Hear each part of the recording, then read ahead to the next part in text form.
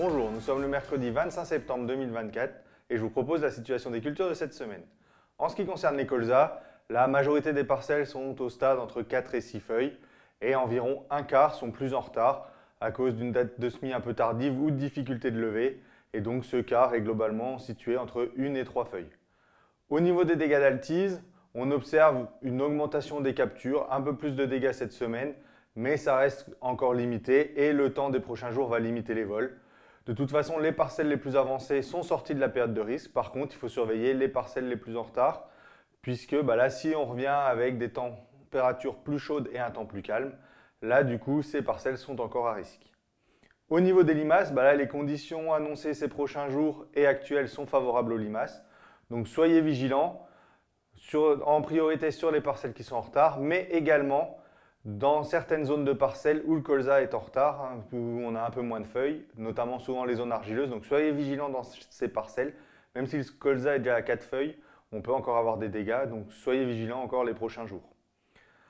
Au niveau des pucerons verts, il y en a un petit peu d'observés. Quelques parcelles dépassent le seuil des 20% de pieds porteurs. Donc là, soyez vigilants. Pas besoin de faire des traitements en masse, mais plutôt ciblés en fonction des parcelles, puisqu'il n'y en a pas partout, donc vraiment à la parcelle. Cette semaine, on observe également des dégâts de tentraide de la rave dans certaines parcelles ou dans certains ronds de parcelles. Ces dégâts peuvent être impressionnants, donc une intervention peut des fois se justifier. Le seuil est de 25% de la surface foliaire détruite, et dans certaines parcelles ou certains ronds, on y est.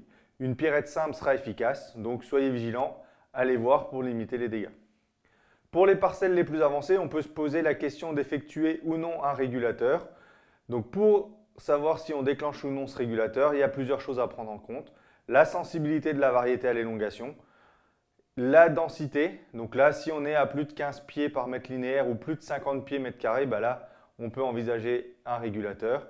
S'il y a eu des apports de matière organique avant le semis du colza et si le stade 6 feuilles est atteint avant le 5 ou 10 octobre. Donc pour les premières parcelles qui sont déjà à 6 feuilles, si vous avez une grosse densité et qu'il y a eu des apports de matière organique, un régulateur peut être nécessaire dans ces situations.